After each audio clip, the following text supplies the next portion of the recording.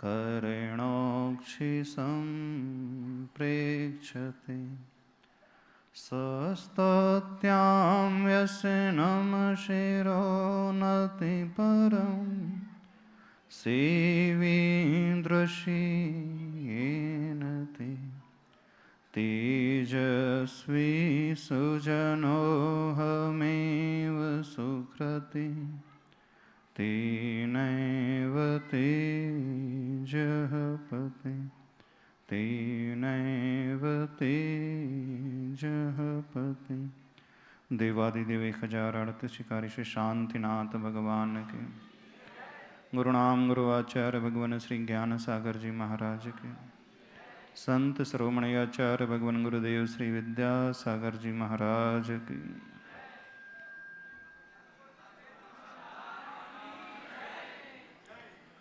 दयोदय महासंघ के अध्यक्ष महामंत्री कोषाध्यक्ष कहाँ बैठे हैं? चलेगा पीछे। अभी वो आप सबके सामने कुछ निवेदन कर रहे थे। महाराज जी भी आप लोगों से कह रहे थे कि गायों के ऊपर दया करना चाहिए, लेकिन हम आपसे कहना चाहते हैं कोई भी व्यक्ति गायों पर बिल्कुल दया ना करे। मत करिए गायों पर दया। कोई आवश्यकता नहीं है आपको पशुओं पर दया करने की। कोई आवश्यकता नहीं है आपको गरीबों पर दया करने की। कोई आवश्यकता नहीं है आपको उन बच्चियों की व्यवस्था करने की। जिस उद्देश्य को लेकर के चातुर्मास हो रहा है, महाराज जी कह रहे थे प्रतिभा जागृति, नहीं करना चाहिए। क्यों अपन उन्हीं के लिए बैठे हैं क्या? ठेका लेके रखा है क्या सबका अपन? कई लोगों के मन में प्रश्न आता है ना, कितनी गायों को अपन बचाते चले जाएंगे? कितनी क्षमता है? हजारों नहीं लाखों हैं। आचार्य भगवान के आशीर्वाद से लगभग 150 गौशालाएं दयोदय महासंघ के नेतृत्व में पूरे भारत देश में चल रही, संचालित हो रही है। हजारों गायों का पालन पोषण गौशाला में हो रहा है। हजारों गायें हैं जो अपने जीवन का निर्वाह कर रही हैं। किसकी बदौलत वो निर्वाह कर रहे हैं? आप सभी लोगों की बदौलत। बहुत उपकार कर रहे हो आप उन पशुओं पर, ऐसा लग रहा है ना। राकेश जी भी बहुत भावना भा रहे थे, प्रेमचंद जी प्रेमी जी बहुत भावना निवेदन कर रहे थे कि नहीं दान दो गौशाला को, आप अपनी शक्ति के अनुसार दान दें। हम कहना चाहते हैं कोई भी गौशाला को दान ना दे, बिल्कुल कोई भी व्यक्ति गौशाला को दान ना दे, किसी गाय को गोद ना लें आप। बड़ी कृपा हो जाएगी गायों के ऊपर। नहीं दे, उल्टा लग रहा है। कुछ गलत तो नहीं बोल दिया हमने? हाँ? गलत तो नहीं बोल दिया? नहीं देना चाहिए। किसी की रक्षा बिल्कुल नहीं करना चाहिए। एक घटना आपको बताते हैं। जब हम लोग पूज्यवर निर्यापक श्रमण श्री सुधा सागर महाराज जी के साथ थे, तो महाराज जी ने एक बहुत अच्छी चीज हम लोग को बताई थी। जो मुनि महाराज है, आचार्य भगवान है, जिन्होंने पंच महाव्रतों को अंगीकार किया है, घर बार को त्यागा है, बड़ी कठिन तपस्या वे आचार्य भगवान कर रहे हैं, जिनका अहिंसा महाव्रत है कि नहीं? आचार्य भगवान का अहिंसा महाव्रत है ना। आचार्य भगवान जीवों की रक्षा करते हैं कि नहीं करते हैं? एक बात बताइए, सभी से पूछना चाहते हैं। हाँ? आचार्य भगवान 1 इंद्रिय, 2 इंद्रिय, 3 इंद्रिय, 4 इंद्रिय, पंचेंद्रियों को, जीवों को बचाते हैं कि नहीं बचाते हैं? हाँ? क्या मत है आप लोगों का? बचाते हैं आचार्य श्री? नहीं बचाते? नहीं, आचार्य श्री किसी की रक्षा नहीं करते। आचार्य श्री कोई जीव को नहीं बचाते, बिल्कुल नहीं बचाते। और आचार्य श्री ने किसी को आज तक बचाया ही नहीं, बिल्कुल नहीं बचाया। वे कभी किसी जीव की रक्षा करने के लिए कुछ करते ही नहीं है। वे सिर्फ अपना अहिंसा महाव्रत पालन कर रहे हैं। वो जीवों को नहीं बचा रहे हैं, वो अहिंसा महाव्रत का पालन कर रहे हैं। जब जब आप लोगों के सामने याचना की जाती है, जब जब आप लोगों के सामने हाथ फैलाया जाता है, सब लोग बड़े दीनहीन हो जाते हैं। और जब हम दीनहीन हुए लोगों को देखते हैं तो भी हमें बड़े तरस आती है। जब भी कोई व्यक्ति दान मांगता है तो हमारा बड़ा दिमाग खराब हो जाता है। क्यों दान मांगा जा रहा है? क्यों याचना की जा रही? क्यों लोगों को प्रेरित किया जा रहा है? भैया गौशाला में दान दो, उस गाय को बचा लो, उसके लिए शेड बनवा लो, उसके लिए चारे की व्यवस्था कर दो, उसके लिए पानी की व्यवस्था कर दो, एक वेटरनरी हॉस्पिटल की व्यवस्था कर दो, एक डॉक्टर की व्यवस्था कर दो। क्यों हम समाज के सामने, लोगों के सामने गिड़गिड़ाते ही रहते हैं? बंद कर दो गिड़गिड़ाना। प्रेमी जी, राकेश जी, बंद कर दो गिड़गिड़ाना। बिल्कुल आज से नियम ले लो, संकल्प लो, हम किसी समाज के आगे हाथ नहीं फैलाएंगे। और कहना भी नहीं कि हमारी गौशाला को दान दो। और हम आप सबसे कहना चाहते हैं, सारे श्रावकों से कहना चाहते हैं, किसी गौशाला को आज नियम ले लो, दान नहीं देंगे आप सभी लोग। किसी पशु को नहीं बचाओगे आज, क्योंकि आप किसी को बचा ही नहीं सकते। हम भी किसी को नहीं बचाते। कोई मुनि महाराज किसी जीव की रक्षा नहीं करता। वे अपने अहिंसा व्रत का पालन करते हैं। जो हम कार्य कर रहे हैं उन पशुओं के लिए नहीं कर रहे हैं, कार्य कर रहे हैं हम अपने लिए, अपने उद्धार के लिए, अपने आत्म कल्याण के लिए कर रहे हैं। लेकिन जब जब व्यक्ति दूसरों की ओर दृष्टि डालता है तो उसको लगने लगता है कि देखो मेरे कारण हो रहा, मेरे कारण हो रहा। आप कोई एहसान नहीं करे किसी गाय को गोद लेकर के। भूल मत रहना कि आपने किसी गाय को गोद ले लिया, किसी गौशाला को 1 लाख रुपए दे दिया, किसी गौशाला को 5 लाख रुपए दे दिया, तो आपके माध्यम से गाय पल रही है। बिल्कुल भ्रम में नहीं रहना। बहुत बड़े भ्रम में सब लोग जीते हैं। सबकी दृष्टि दूसरों की ओर है। जब भी वो कोई देता है तो वो सोचता है कि मैंने कुछ का उपकार कर दिया। सभी लोग नवदा भक्ति करते हैं। यहां पर आदर्श श्राविका जी बैठी पाटनी परिवार से, नवदा भक्ति करती है ना वो। आचार्य भगवान के आहार हुए चौके में इस बार आपके? आचार्य भगवान को आपने आहार दान दिया था। जब आपने आहार दान दिया था तो आपको लगा नहीं कि आपका पूरा आहार समाप्त हो गया, आचार्य भगवान ने पूरा ले लिया, विकल्प नहीं आया, आपका खर्चा हो गया? हाँ, ऐसा भाव नहीं आया? आपने आचार्य भगवान को दान दिया होगा तो आचार्य भगवान ने उपकार तो किया होगा कि नहीं किया होगा? अरे आचार्य भगवान ने तो लिया है, आपने तो सिर्फ दिया ही दिया है। आपका हाथ ऊपर था कि आचार्य भगवान का हाथ ऊपर था? बताना, सही सही बताना। आपका हाथ ऊपर था ना। तो आपके ने आचार्य भगवान का पेट भरा कि नहीं भरा? भरा ना। तो उपकार किया ना आचार्य भगवान पे? नहीं किया? नहीं किया। और जो जो आहार दान देते उपकार करते हैं कि नहीं करते हैं? नहीं करते। कैसे नहीं करते? आपका द्रव्य लगता है, आपका दूध लग जाता है, आपका अनाज लग जाता है, आपका समय लगता है, आपकी ऊर्जा लगती है, आपका पैसा लगता है, आपकी मेहनत लगती है। सब कुछ तो आपका ही खर्चा होता है। गुरु को क्या लेना? गुरु को कुछ खर्च करना पड़ता है? गुरु को तो सिर्फ दोनों हाथों से लेना है, आपको दोनों हाथों से देना ही देना है। नहीं, सब कुछ आपको देना है, उन्हें सिर्फ लेना है। तो आप उपकार कर रहे हो कि नहीं कर रहे हैं गुरुओं पर आहार दान दे करके? नहीं करते। देखने में क्या आ रहा है? यदि किसी एक न्यूट्रल पर्सन को लाया जाए, उसे दिखाया जाए कि देखो ये व्यक्ति इसका पेट भर रहा है, तो उपकारी कौन हुआ? आप ना। जो आहार देता है वो आहार दाता, वो उपकारी हुआ, और लेने वाला पात्र नहीं हुआ। कितने लोगों का विकल्प आता है जब उनके चौका भरा जाता है, आज अरे महाराज जी आ गए, पूरा भोजन खत्म हो जाएगा, हमारे बच्चे के लिए बचेगा ही नहीं। क्यों विकल्प आता है? क्यों? पूरा खत्म हो जाएगा, फिर महाराज जी के लिए सब चल जाएगा, आपको कुछ मिलेगा ही नहीं। नहीं आता विकल्प किसी को, बल्कि खुशी होती है ना।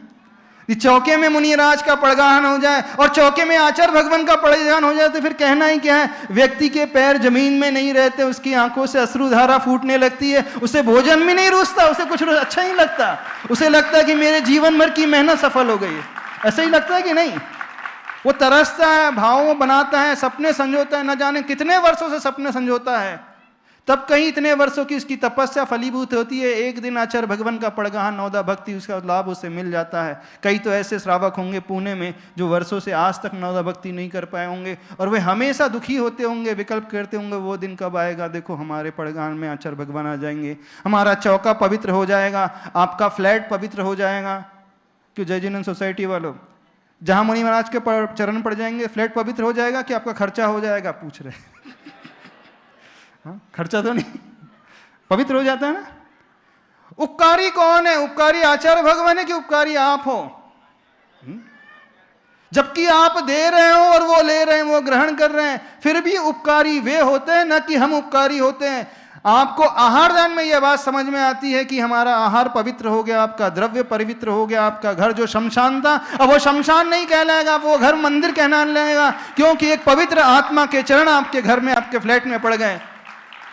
आपके मानस में ये बात रहती है। जब ये बात आपके मानस में रहती है, इस कारण बड़े स्वेच्छा से, बड़ी प्रसन्नता से, बड़े आह्लाद से भर करके हर व्यक्ति ये चाहता है कि कब मेरे घर में, मेरे चौके में आचार्य भगवान के चरण पड़े और मैं उनके चरणों को अपने अश्रु की जलधारा से पखारूं। ये भावना वो बात है, इसलिए भावना आती है आपके मन में, इसलिए वो प्रसन्नता का भाव आता है, क्योंकि आपको ये मालूम है कि आचार्य भगवान के आने से हमारा जीवन का उद्धार हो जाएगा, हमारी आत्मा पवित्र हो जाएगी। इसलिए आपको खर्च करते हुए कभी विकल्प नहीं आता।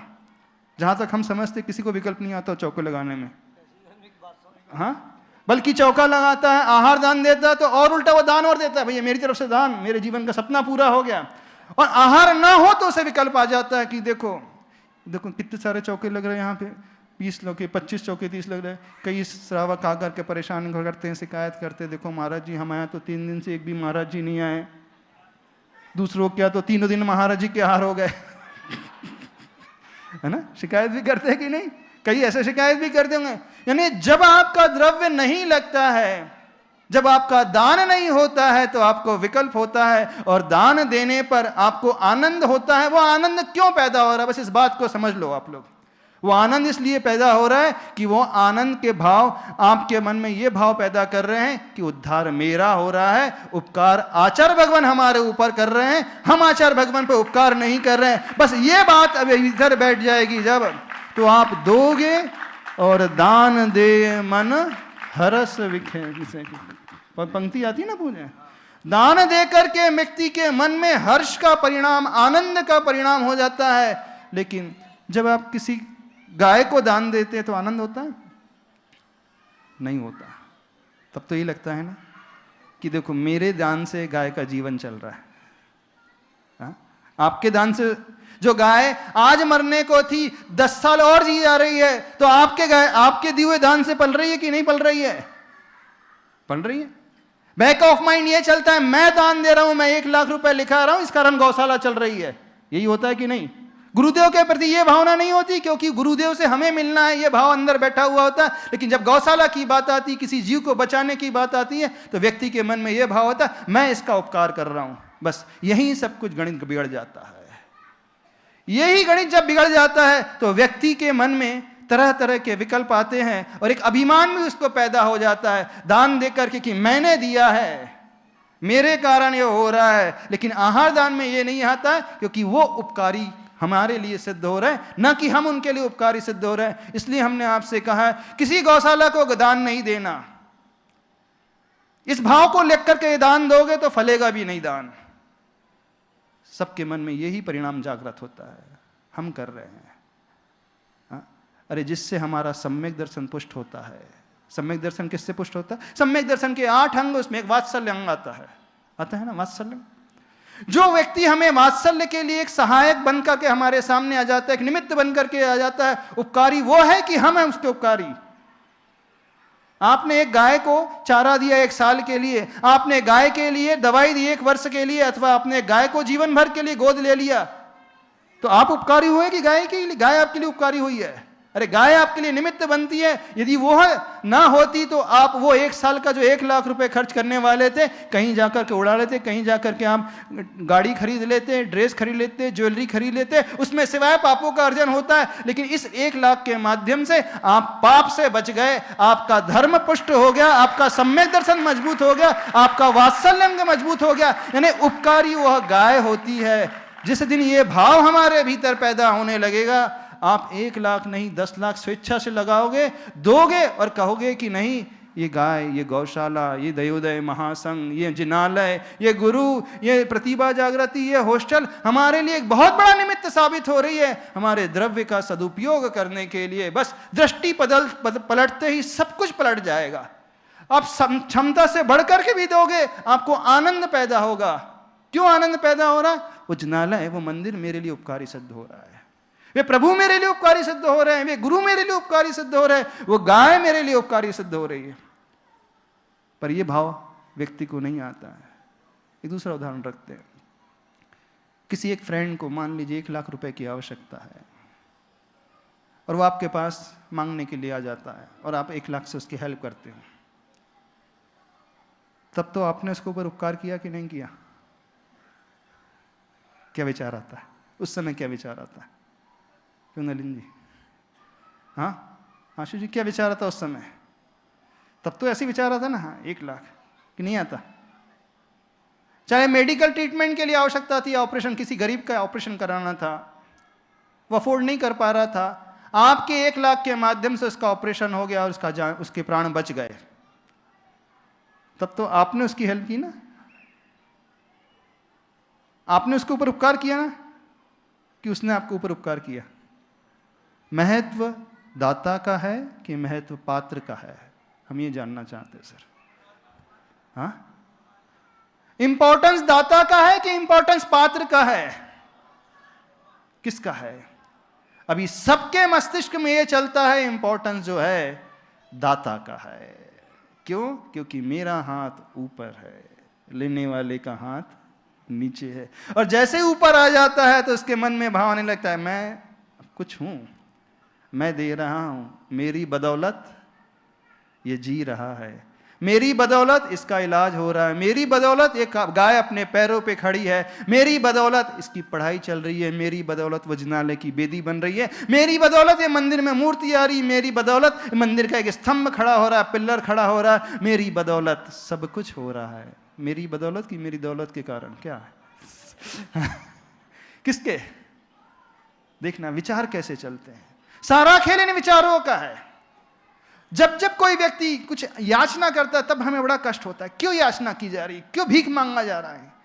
क्यों कहा जा रहा है कि दो दो? बिल्कुल नहीं दो, बिल्कुल छोड़ दो, ये वर्ड निकाल दो अपने मस्तिष्क से। नहीं है, हमें मांगना ही नहीं है, कहना शुरू करो। यदि आप अपना उद्धार चाहते हो, यदि आप अपने सम्यक दर्शन को पुष्ट करना चाहते हैं, यदि आप अपने धर्म को मजबूत बनाना चाहते हैं, यदि आप अपने आत्मा का कल्याण करना चाहते हो, तो एक गाय को गोद ले लेना, तो आपकी आत्मा का कल्याण हो जाएगा। हमारी गौशाला को कोई आवश्यकता नहीं है, आवश्यकता है आपके जीवन की, बिल्कुल आवश्यकता है आपके लिए। और तो और अमेरिका में एक पैथी चलती है। अमेरिका में बहुत सारे ऐसे पेशेंट हैं जो एंजाइटी से शिकार हैं, डिप्रेशन के हैं, स्ट्रेस लेवल के हैं। तो जब साइकोलॉजिस्ट के पास जाते हैं तो वो क्या प्रिस्क्राइब करते हैं? 1 घंटे गौशाला में जाकर के गायों को सहलाना है। यही है। जितने देर अधिक आप गौशाला में रहोगे, किसी गाय के साथ बिताओगे, उसे सहलाओगे, उसे लाड़ करोगे, उसका गोबर साफ करोगे, उसको चारा दोगे, उसके लिए भोजन की व्यवस्था करोगे, उसको खुजाओगे, तो उतना ही आपको लाभ मिलेगा, उतना ही वात्सल्य का भाव आपके भीतर पैदा होगा। वो वात्सल्य का भाव, वो जो एंजाइम का जो हार्मोन का सिक्रीशन होता है, वह गाय के माध्यम से ही हो सकता है, गाय को सहलाने से ही होता है, उस प्रकार की वर्गणाओं के माध्यम से उसके भीतर पैदा हो सकता है। यदि वो गाय ना हो तो उसके भीतर वो वात्सल्य का भाव पैदा नहीं हो सकता। यानी गाय उसके लिए एक रेमेडी बनकर के, मेडिसिन बनकर के आती है। तो वो प्रिस्क्राइब करते हैं आपको अधिक से अधिक हफ्ते में 6 दिन जाकर के कम से कम डेली 1 घंटा गायों के साथ बिताना है, और उसे शारीरिक लाभ हो जाता है, उसे मानसिक लाभ हो जाता है। यानी शारीरिक लाभ को भी प्राप्त करने के लिए, उस बीमारी को भी दूर करने के लिए, मानसिक लाभ को प्राप्त करने के लिए भी वो गाय सहायक सिद्ध हो रही है, वो आपके लिए दवा का काम कर रही है। भविष्य में जो कर्म सिद्धांत के अनुसार मिलना है पुण्य, वो तो बहुत बात की बात है। अभी हम भविष्य की बात बिल्कुल नहीं कर रहे, वर्तमान की ही बात कर रहे हैं। वर्तमान को समझने की कोशिश करो। वे लोग वहां पर जाकर के गाय को सहलाते हैं। तो गाय एक ऐसा प्राणी है, वो हर हाल में, चाहे वो जीवित हो चाहे वो मृत हो, चाहे वो दूध देती हो अथवा ना देती हो, आप उसकी संगति में हो तो आपका ही उद्धार होगा। गाय एक ऐसा प्राणी है पूरे पृथ्वी लोक में जो हर हाल में, पृथ्वी लोक में जितने भी जीव हैं सबका उपकार करने वाली है। वो स्वयं अपने लिए कुछ नहीं चाहती, वो सबको हमेशा बांटती आई है, देती आई है। किसी भी हालत में उसके पास चले जाओ, वो गौमूत्र से आपकी सहायता करेगी, गोबर से आपका सहायता करेगी, दूध से आपकी सहायता करेगी, और आपकी बीमारी को दूर करने के लिए आपकी सहायता करने वाली है। गाय एक ऐसा प्राणी है। क्या समझ रहे हो आप लोग? हा? क्या भाव आप लोगों के भीतर आ रहे हैं? न तो अभी धर्म समझा है, न धर्म के उस सिद्धांत को समझा है। जैन धर्म की सबसे बड़ी विशेषता है, जैन धर्म की हर क्रिया कभी दूसरों के लिए होती ही नहीं है।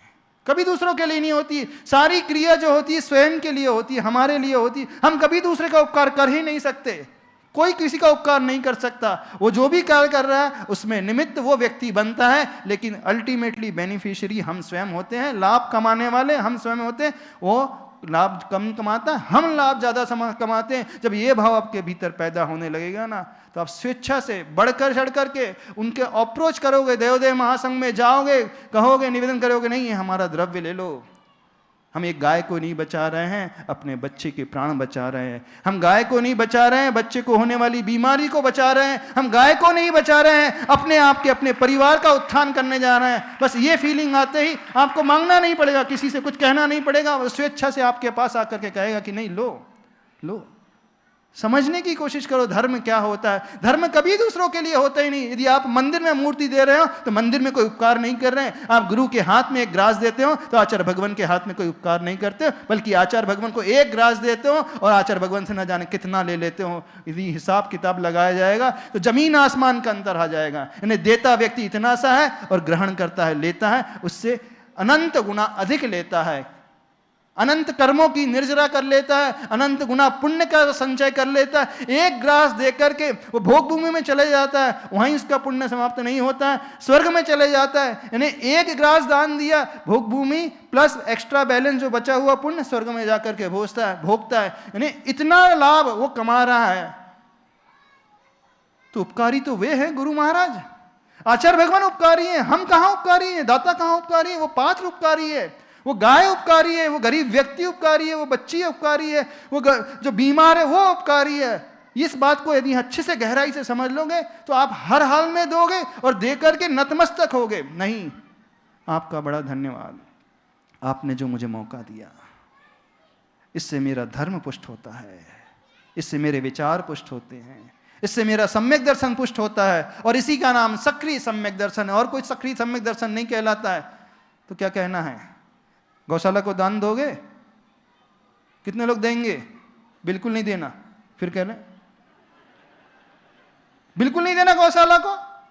यह कहना कि मैं अपने कल्याण के लिए गाय को गोद ले रहा हूं, मैं गौशाला को दान नहीं दे रहा हूं, मैं अपने परिवार को उठाने के लिए गाय को गोद ले रहा हूं, मैं अपने बच्चे के भविष्य को संवारने के लिए गाय को गोद ले रहा हूं, मैं अपने व्यापार को संभालने के लिए गाय को ले रहा हूं, मैं गौशाला को बिल्कुल नहीं दे रहा हूं। आप दोगे भी और दो के भी बहुत कुछ प्राप्त कर लोगे, लेकिन जब आप देते हो और ये सोचते हो कि मैंने गौशाला पे उपकार कर दिया, गाय पे उपकार कर दिया, तो आपका पुण्य बहुत सीमित रह जाता है, क्योंकि आपके भीतर वो अभिमान पैदा हो जाता है, वो ईगो की भावना पैदा हो जाती है। देखो मैंने किया है कुछ, भले आप शब्दों से ना कहो, लेकिन बैक ऑफ माइंड वो चलता रहता है। जब आप किसी गरीब नौकर की मदद करते हो, किसी गरीब व्यक्ति की मदद करते हो, तब तो ये भाव अवश्य आ जाता है। हाँ, गुरु को लेकर के भाव शायद नहीं आता होगा, आचार्य भगवान को लेकर के भाव नहीं आता है, प्रभु को लेकर के भाव नहीं आता है, लेकिन साधर्मी को लेकर के तो आ ही जाता है, पशु को लेकर के तो आ ही जाता है। बस यही खेल बिगड़ गया अपना, यही पूरा जीवन का गणित बिगड़ गया, ये पूरा धर्म बिगड़ गया। यानी सब कुछ आपने किया, लेकिन जहां इतना लाभ होना था सिर्फ इतने में सिमट करके रह गए, एक छोटी सी गलती से, बस एक छोटी सी गलत धारणा से, धर्म को प्रॉपरली नहीं समझने के कारण। तो इस बात को समझो, धर्म हम कभी दूसरों के लिए नहीं करते हैं, दान व्यक्ति कभी दूसरों के लिए नहीं देता है, इलाज कभी दूसरों के लिए नहीं करवाता है, किसी बच्ची की व्यवस्था दूसरे के लिए कभी नहीं करता, गुरु के लिए वो कभी नहीं देता, प्रभु के लिए कभी पूजा नहीं करता है। जब आप अभिषेक करने जाते हो तो उसमें श्लोक पढ़ते हो, कर्म प्रबंध निगड़ैरपि हीन ताप्तम ज्ञात्वापि भक्ति वशतः परमादिदेव त्वाम स्वीय कल्मश गणोन्मथनाय देवन। स्वीय कल्मश यानी स्वयं के पाप को उन्मत्त करने के लिए प्रभु आप निमित्त बन रहे हैं। मैं अपने स्वयं के पाप को धोने के लिए आपका अभिषेक कर रहा हूं, आपको नहलाने के लिए, आपकी मूर्ति को साफ करने के लिए अभिषेक नहीं कर रहा हूं। भले ही अभिषेक प्रतिमा का हो रहा है, प्रतिमा साफ हो रही है, लेकिन व्यक्ति की आत्मा पवित्र हो रही है। हम उनकी आत्मा को क्या पवित्र करेंगे जो ऑलरेडी श्रद्धालय में बैठ चुके हैं, अनंत काल के लिए अनंत सुख का उपभोग कर रहे हैं। हम उनको क्या पवित्र करेंगे? कहां अपनी क्षमता? किसकी औकात है भगवान को पवित्र कर सके? किसकी औकात है वो गुरु की अंजलि में कुछ दे सके? अरे गुरु एक माध्यम बनते हैं हमारे जीवन को उठाने के लिए। यदि वे ना हो तो जीवन वैसे ही पूर्ण पापमय है, और उनके अभाव में तो और पापमय हो जाएगा और व्यक्ति का अधोपतन हो जाएगा।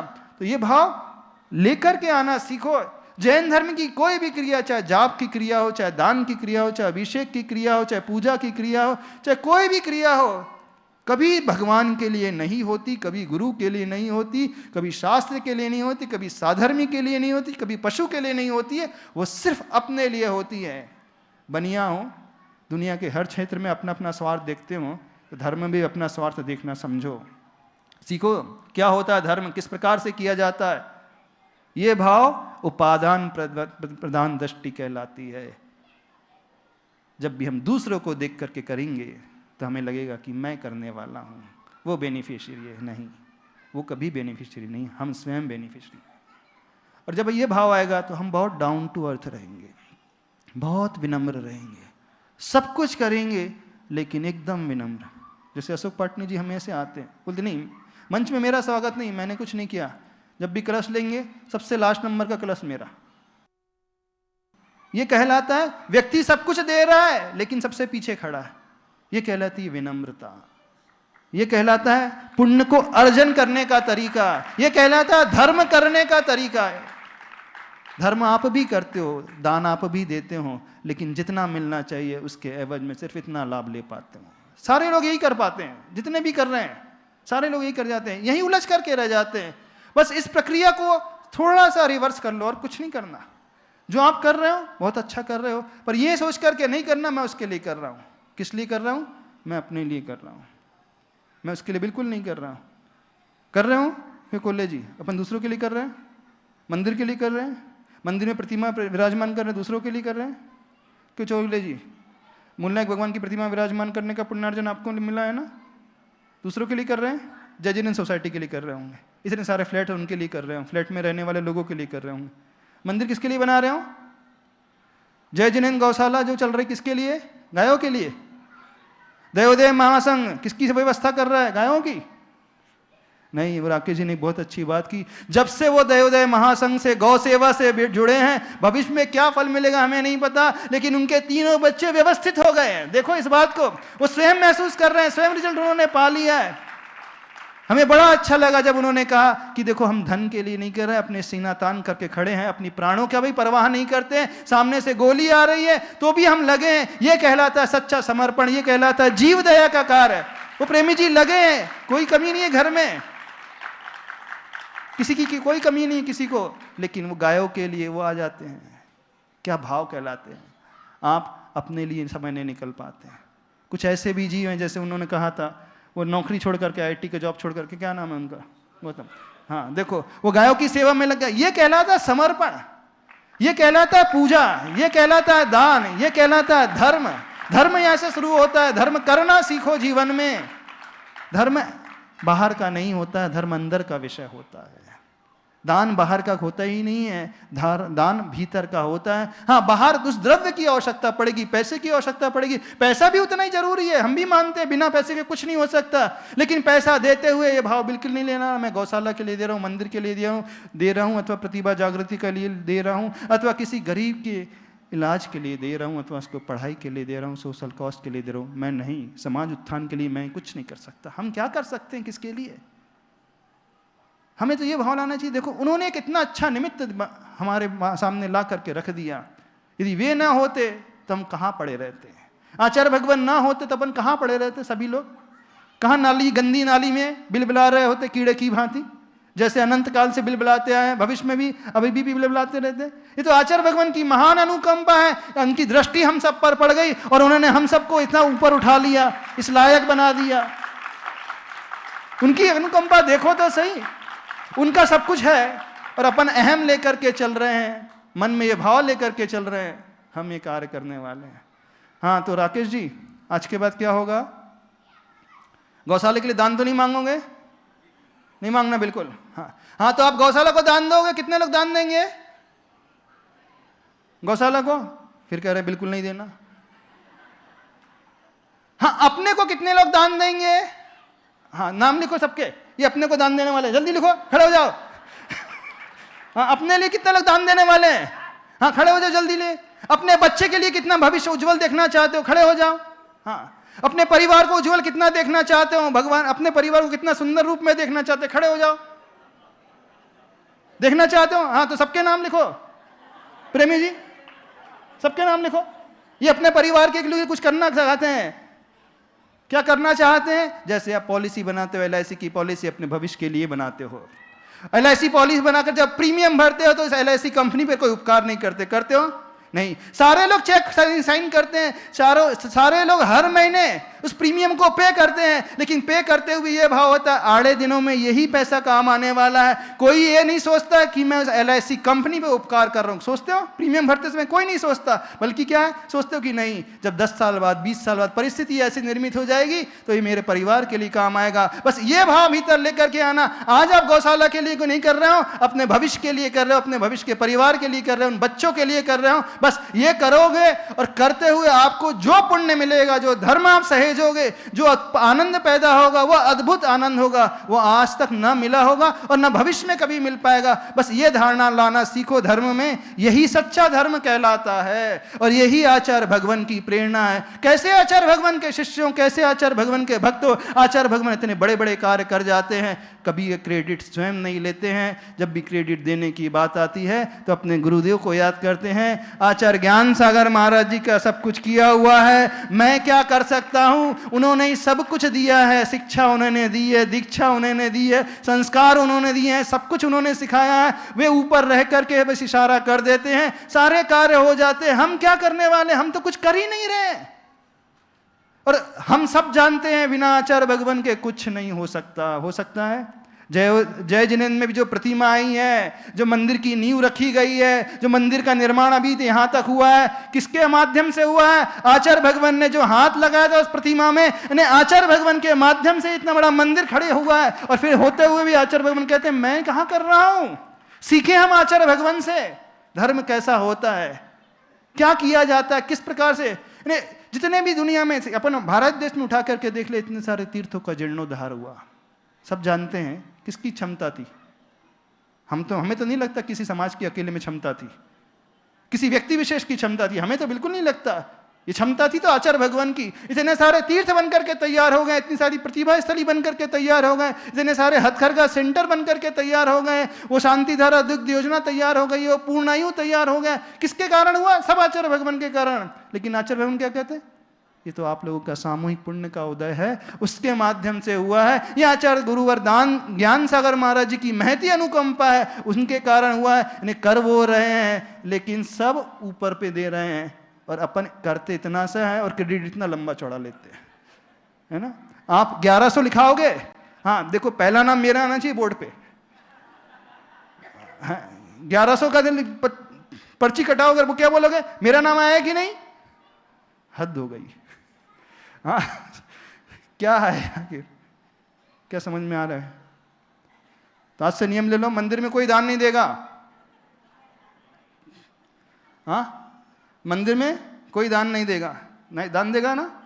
नहीं देना, मंदिर में नहीं देना। हाँ, अपने होनहार मंदिर के लिए हम दान दे रहे हैं, अपनी आत्मा को परमात्मा बनाने के लिए हम मंदिर को निमित्त का उपयोग कर रहे हैं, उसके लिए लिखा रहा है। हम शांतिनाथ भगवान के लिए नहीं दे रहे, जय जन सोसाइटी के लिए नहीं दे रहे, इस जिनालय के लिए नहीं दे रहे हैं। इस जिनालय के माध्यम से जब भविष्य में हम स्वयं भगवान बन जाएंगे, उसकी तैयारी करने के लिए हम कार्य कर रहे हैं। और ऐसे ही बहुत अच्छा कार्य किया है यहाँ 2 श्रावक श्रेष्ठी, आज उनका नाम लेना चाहते हैं। जब पूर्व में हम आए थे तो उन्होंने घोषणा की थी कि मूल नायक भगवान की प्रतिमा को विराजमान कराएंगे, चौगले परिवार। और एक कोल्हे परिवार ने कहा था कि शांतिनाथ भगवान की प्रतिमा विराजमान कराएंगे। उस समय उन्होंने घोषणा की थी कि न्यौछावर राशि चौगले परिवार ने 41 लाख रखी थी और कोल्हे परिवार ने 31 लाख रखी थी। जब हमारे मन में बात आई, हमने बोले क्या हो गया, क्या हो गया? हम लोग 2021 में आगरा में चतुर्मास हुआ था, वह पंचकल्याणक हुआ था, वहां पार्श्वनाथ भगवान की प्रतिमा है, 5 फीट की पार्श्वनाथ भगवान की प्रतिमा, और उसकी न्यौछावर राशि 3 करोड़ 33 लाख रुपए गई थी, वियतनाम पत्थर की थी। और हमने यहां आकर के देखा ये क्या हुआ, तो ये ठीक नहीं हुआ। तो देखो उनकी भावना, उन श्रेष्ठियों की भावना, उन्होंने शहर से स्वीकार किया, नहीं हम मूल नायक परिवार की प्रतिमा को विराजमान करने जा रहे हैं, तो 41 लाख से बढ़ाकर 1 करोड़ 51 लाख की उन्होंने भावना बढ़ा दी। बुलाओ चौगले परिवार को। और दूसरा परिवार जो है शांतिनाथ भगवान की प्रतिमा, श्रीमान श्रेणिक कोल्हे जी और स्मिता कोल्हे, उन्होंने जो 31 लाख की भावना भाई थी, वही प्रतिमा को बढ़ा करके 1 करोड़ 11 लाख कर दिए। देखो ये कहता है, ये कहलाता है समर्पण, ये कहलाता है धर्म, ये कहलाता है दान नहीं। दान नहीं क्या, अपनी आत्म कल्याण का कार्य इन सब श्रावक श्रेष्ठी ने किया है, तो बहुत अच्छा कार्य। जय जिनेन्द्र सोसाइटी में जो मंदिर निर्माण होने जा रहा है उसको लेकर के इन 2 प्रतिमा दातार ने किया है। अभी 6 प्रतिमा हैं, 3 दातार और रह गए हैं, वे यहाँ पर है नहीं है, तो उनसे भी कहना है वे भी आ जाए और अपने मानस को बनाए, समझे, क्योंकि ये मंदिर बहुत पहला मंदिर है पुणे का जो 2 मंजिल मंदिर बनकर के तैयार होने वाला है, वो भी पीले पाषाण का तैयार होने वाला है, बहुत सुंदर जिनालय तैयार होने वाला, और ऐसा ही मंदिर सुसगांव में तैयार होने वाला, आचार्य भगवान के आशीर्वाद से उसकी प्रतिष्ठा होने वाली है। और जो पुणे चातुर्मास हो रहा है, वो पुणे चातुर्मास किस लिए हो रहा है? उन बच्चियों के लिए, जैसे महाराज जी कह रहे थे, जो भटक रही हैं, संस्कारों के अभाव में गलत रास्ते पर चल जाती हैं, उनके पास कोई सुविधा नहीं होती है, पढ़ने के लिए आती हैं, जॉब करने के लिए आईटी प्रोफेशनल वाला आ जाते हैं करियर बना करके, लेकिन कोई सुरक्षित स्थान उन्हें नहीं मिलता है। तो एक ऐसा स्थान उनको मिल जाए जहां रह करके वो धर्म आराधना कर सके, संस्कारों का विकास कर सकें, और इतना ही नहीं, संस्कार और धर्म के साथ साथ जैन धर्म की प्रभावना करते चले जाएं, तो बहुत अच्छा कार्य किया है। तो कमेटी वाले यहां जाओ।